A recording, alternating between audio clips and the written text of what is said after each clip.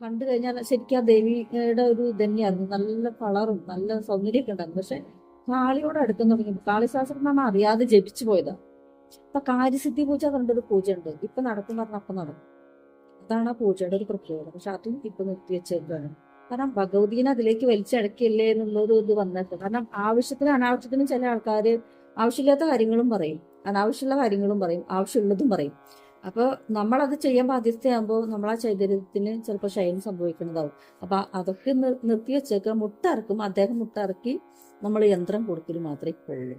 പിന്നെ നമ്മൾ ടാരോ പഠിപ്പിക്കുന്നുണ്ട്, ഒറക്കൽ കാർഡ് നമ്മൾ സെയിലുണ്ട്. ഒറക്കൽ കാർഡ് സെയിൽ എന്ന് പറയുമ്പോൾ കേരളത്തിൽ നിന്നല്ല, ലോകത്തെ തന്നെ ആദ്യ കാർഡായ കാരണം കൊണ്ട് ദേവിയിലേക്ക് വരണ ദേവി ഭക്തരാണ് ചിലപ്പോൾ നിവേദ്യം കാർഡ്